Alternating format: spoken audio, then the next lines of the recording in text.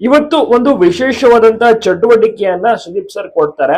ಆಗ ಪಾಪದ ಕೂಡ ಯಾರ್ದು ತುಂಬಿದೆ ಅಂತ ಗಿಲ್ಲಿಗೆ ಪ್ರಶ್ನೆ ಮಾಡಿದಂತ ಟೈಮ್ ಅಲ್ಲಿ ರಜತ್ ಹೆಸರನ್ನ ತೆಗೆದುಕೊಳ್ತಾರೆ. ರಜತ್ ಅವರ ಪಾಪದ ಕಡ ತುಂಬಿದೆ.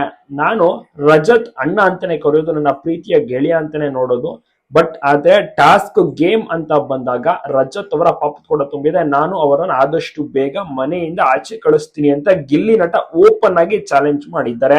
ಸುದೀಪ್ ಸರ್ಗಂತೂ ಆಶ್ಚರ್ಯ ನಿಜವಾಗ್ಲೂ ಕೂಡ. ಯಾಕೆಂದ್ರೆ ರಜತ್ ಕೂಡ ಟಫ್ ಕಂಟೆಸ್ಟೆಂಟ್. ರಜತ್ ನ ಕಂಪೇರ್ ಮಾಡಿದ್ರೆ ಗಿಲ್ಲಿಗೆ ಅಷ್ಟೊಂದು ಪೊಟೆನ್ಶಿಯಲ್ ಟಾಸ್ಕ್ ವಿಚಾರದಲ್ಲಿಲ್ಲ. ಬಟ್ ಬುದ್ಧಿವಂತಿಕೆ ಅಂತ ಇದೆಯಲ್ಲ, ಗಿಲ್ಲಿಗೆ ಜಾಸ್ತಿನೇ ಇದೆ. ಆದ ಕಾರಣ ಗಿಲ್ಲಿ ರಜತ್ ನ ಮುಳುಗಿಸೋದು ಪಕ್ಕ ಅಂತ ಪ್ರತಿಯೊಬ್ರು ಅಭಿಮಾನಿಗಳು ಸಹ ಹೇಳ್ತಾರೆ. ಮತ್ತೆ ಟಾಸ್ಕ್ ಅಂತ ಬಂದ್ರೆ ಬಲಶಾಲಿಯಾಗಿ ಇಲ್ಲದೆ ಇದ್ರು ಕೂಡ ಮತ್ತೆ ಒಂದು ರೀತಿಯಲ್ಲಿ ಚಾಕಚಕ್ಯತೆಯಿಂದ ಗೆಲ್ಲಿ ಆಟ ಆಡುತ್ತಾರೆ ಅನ್ನುವಂತ ಒಂದು ನಂಬಿಕೆ ಜನರು ಕೂಡ ಇಟ್ಕೊಂಡಿದ್ದಾರೆ. ಸುದೀಪ್ ಸರ್ ಕೂಡ ಅಷ್ಟೇ ಅಶ್ವಿನಿ ಮತ್ತೆ ಗಿಲ್ಲಿ ಅವರಿಗೆ ಚಪ್ಪಾಳೆಯನ್ನು ಕೂಡ ತಟ್ಟುತ್ತಾ ಶಬಾಷ್ ಎನ್ನುತ್ತಾರೆ. ಅಷ್ಟರ ಮಟ್ಟಿಗೆ ಗಿಲ್ಲಿ ಎಲ್ಲರನ್ನು ಕೂಡ ಇಂಪ್ರೆಸ್ ಮಾಡಿದ್ದಾರೆ.